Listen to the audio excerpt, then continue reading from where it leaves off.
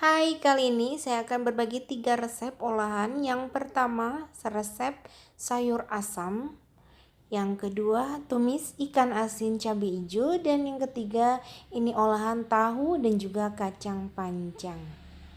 Bahan-bahannya, di sini saya menggunakan beberapa sayuran ya. Dan untuk sayurannya nanti saya akan tulis dan sertakan di deskripsi box ya. Dan ini sayurannya ini semua tergantung selera masing-masing.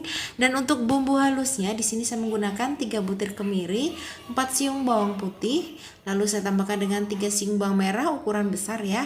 Dan juga 6 biji cabai rawit merah dan 6 biji cabai merah keriting. Tambahkan dengan 1 sendok teh terasi dan 1 sendok makan garam, lalu haluskan. Dan untuk sayur asem ini biasanya bumbunya ini kalau diulek itu lebih mantap ya kalau bagi saya ya. Dan setelah sudah hampir halus seperti ini, agar kuahnya lebih kental, saya menambahkan 1 sendok makan kacang tanah, lalu haluskan kembali ya bersamaan dengan bumbu-bumbu lainnya. Dan jika bumbunya sudah halus seperti ini, lalu akan saya sisihkan. Dan di sini saya merebus secukupnya air ya, kurang lebih sebanyak 2 liter lah ya begitu.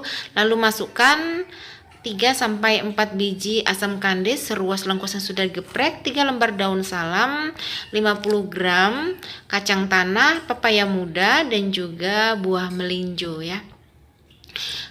Masukkan jagung manisnya. Ini untuk masaknya rebus yang keras-keras terlebih dahulu ya teman-teman ya. Masak hingga mendidih.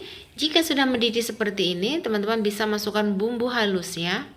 Masukkan aja semua sambil diaduk-aduk ya agar semuanya tercampur rata.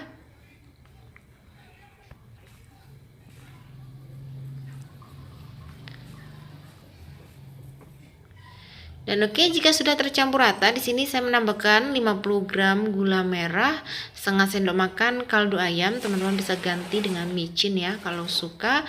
Aduk-aduk kembali hingga semua tercampur rata. Dan ini belum matang ya teman-teman ya, ini hanya mendidih baru sekali. Jadi akan saya tutup kembali dan saya akan didihkan, saya akan masak sampai setengah matang ya. Dan jika sudah mendidih, ini sudah setengah matang ya, jagungnya udah mulai empuk, pepaya muda juga udah mulai empuk. Oke, bisa teman-teman aduk-aduk kembali. Dan di sini bisa koreksi rasanya ya.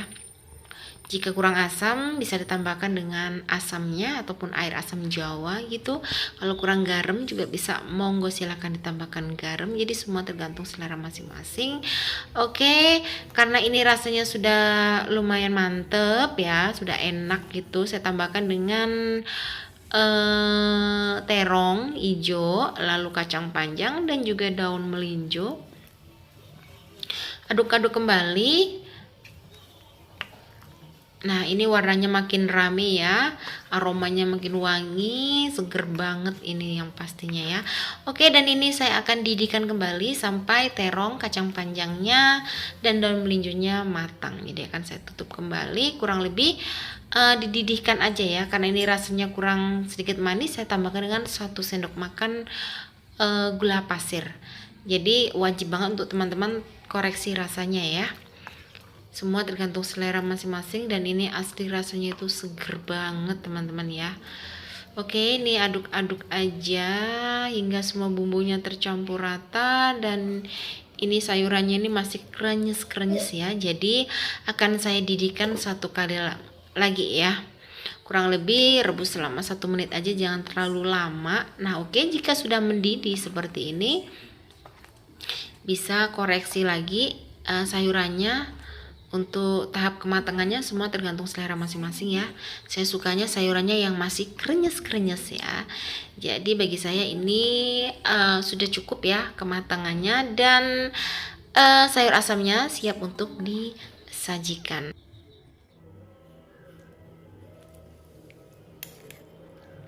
Di sini saya mengiris 3 siung bawang putih dengan ukuran sedang ya.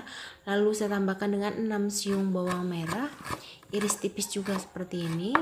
Lalu saya tambahkan dengan 1 genggam cabai hijau keriting ya. iris menyerong seperti ini. Biar agak sedikit ada pedasnya, saya tambahkan dengan setengah genggam cabai rawit hijau, potong menyerong seperti ini juga ya, dan saya tambahkan dengan 3 buah tomat hijau. Nah, potong juga kecil-kecil seperti ini. Lalu saya tambahkan dengan 1 batang serai. Ini serainya bagian yang mudanya ya teman-teman ya, alias dalamnya potong kecil-kecil seperti ini. Dan oke, jika bumbu semua sudah siap, saatnya untuk kita masak. Di sini saya ada 500 gram ikan asin sepat ya. Ini saya sudah cuci bersih. Jika minyak sudah panas, goreng ikan asin dengan secukupnya minyak. Oke, ini saya akan goreng sampai warnanya kecoklatan ya. Jika sudah kecoklatan seperti ini, lalu balik. Untuk mengorengnya pelan aja ya, takutnya hancur ikannya. Dipastikan kalau sudah kering baru dibalik ya, jangan sering dibolak-balik karena takut hancur. Nah, jika warnanya sudah kecoklatan dan kering seperti ini, bisa angkat dan tiriskan. Di wajan yang sama saya akan menumis bumbunya ya. Kurangin aja minyaknya, jadi gunakan minyak secukupnya. Tumis 2 bawang. Masak hingga 2 bawang ini benar-benar sedikit harum. Oke, jika 2 bawangnya sudah harum seperti ini, masukkan cabai rawit dan juga serainya ya. Tambahkan dengan 2 lembar daun salam. Tumis-tumis kembali hingga cabainya sedikit layu. Jika semua bumbunya sudah harum dan sedikit layu seperti ini, tambahkan dengan sedikit air agar tidak terlalu kering ya teman-teman ya, kurang lebih 50-100 ml air. Lalu tambahkan dengan setengah bungkus santan instan dengan ukuran 75 ml, separuhnya aja ya, jangan semuanya karena saya hanya menggunakan 500 gram ikan asin. Aduk-aduk kembali. Jika sudah mendidih seperti ini, saya akan masukkan tomat hijau dan cabai hijaunya. Untuk cabai hijaunya agar nanti warnanya tetap cantik dan juga renyah ya untuk cabainya. Lalu masukkan ikan asinnya yang sudah digoreng tadi. Aduk-aduk kembali. Jika sedikit kering seperti ini, teman-teman bisa tambahkan dengan sedikit air ya. Tumis-tumis hingga cabai, tomatnya dan ikan asinnya ini agar bumbunya lebih meresap. Dan oke, teman-teman di sini bisa koreksi rasanya karena ikan asin ini sudah cukup asin ya. Di sini saya tidak menambahkan garam ataupun penyedap rasa ayam ya, ataupun yang sedikit asin gitu ya. Tapi di sini saya akan menambahkan sejumput penyedap rasa alias micin ya. Karena kalau ditambahkan dengan masako gitu nanti akan tambah asin. Oke, dan ini dari santannya juga sudah sedikit manis, jadi saya tidak menambahkan garam. Oseng-oseng sebentar, dan ini rasanya itu udah enak banget ya teman-teman ya. Cabenya juga sudah layu, tomatnya juga pun begitu. Jadi sekarang saya akan angkat dan saya akan sajikan. Ini dia menu hari ini, tumis ikan asin. Ini jenis ikan asin sepat ya teman-teman ya, jadi dimasak dengan sedikit santan itu rasanya benar-benar luar biasa lezatnya. Ini resep yang bisa menghabiskan nasi ya, dijamin jika makan ikan asin dimasak begini itu rasanya itu enak banget, ditambah lagi dengan nasi hangat.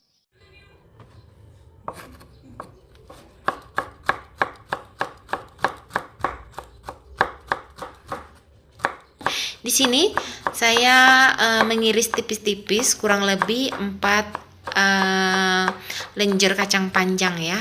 Iris kecil-kecil seperti ini.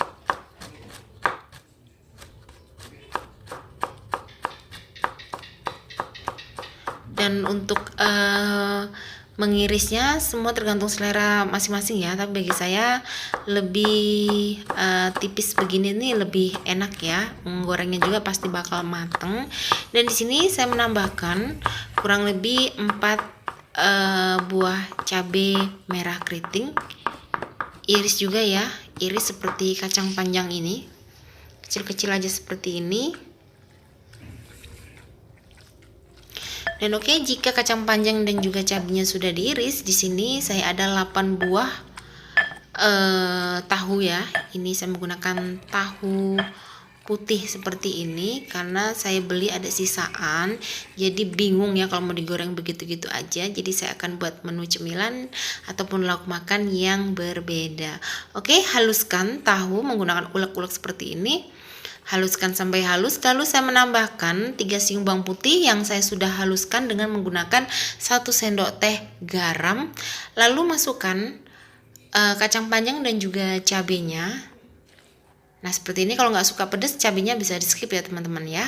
Lalu tambahkan dengan 4-5 sendok makan tepung terigu, setengah sendok makan kaldu ayam.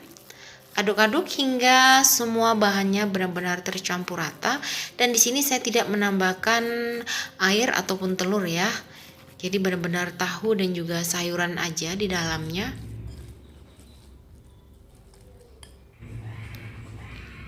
Oke, aduk-aduk hingga tercampur rata. Jika sudah tercampur rata seperti ini siap untuk digoreng ya. Cara menggorengnya cukup menggunakan sendok seperti ini. Mudah banget. Lalu masukkan ke dalam minyak yang sudah panas ya.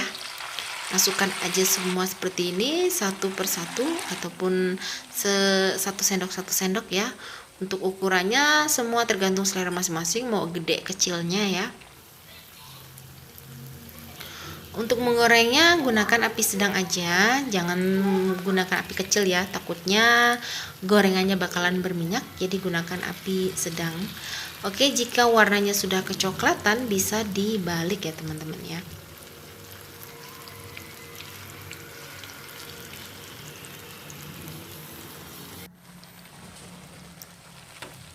Dan ini adalah resep tahu yang simple banget, tapi rasanya dijamin enak ya, apalagi dimakan hangat-hangat. Nah, ini goreng sampai berwarna kecoklatan. Jika kecoklatan seperti ini, coklat dan garing ya, yang pastinya bisa diangkat dan tiriskan.